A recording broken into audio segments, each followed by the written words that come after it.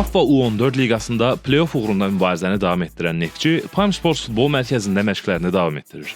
Paytaxt zonasında birinci mərhələni 11 oyunda 8 qələbə, 1 heçəçə ilə tamamlayan Ağqaralar ikinci mərhələyə də uğurlu start verib. Flaqman bu mərhələdə keçirdiyi 6 oyundan 5-də qələbə qazanıb. U14 komandamızın baş məşqçisi Emin Mustafayev və futbolçumuz Ayxan Əkbərli çempionatdakı durum və komandanın ümumi vəziyyəti ilə bağlı Neftçi TV-yə müsahibə veriblər. Təbii ki, bu il digər illərlə nisbətdə daha fərqli çempionat izləyirik.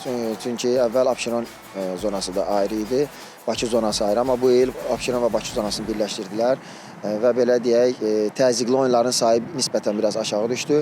Biz ilk mərhələdən təbii ki, Neftçi olaraq uğurla çıxdıq. İndi hal-hazırki mərhələdə, ikinci play-offda belə deyək, 6 komanda final mərhələsinə vəsiqə qazanacaq. Ümid edirik ki, biz də o 6 komandanın içərisində olacaq. Və bundan sonra artıq püşkatma nəticəsində 2 oyun nisbətində, ev və səfər oyunları nisbətində qalib komanda bir növbəti tura adlayacaq. Təbii ki, biz Neftçi olaraq uşaqları hər zaman aşılayırıq.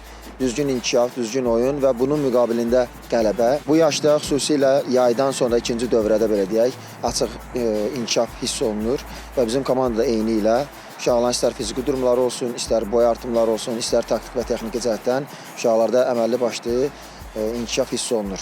Keçən il 9-9-dan çıxmışıq, finalda uduzduq, amma bu il 11 nömrədə komandamız çox güclü, ikinci yarım ildən sonra. Yəni qələbə ilə gedirik, növbəti oyunumuz Bakı Sportingləndir, İnşallah qələbə qazanacağıq, yaxşı oyun.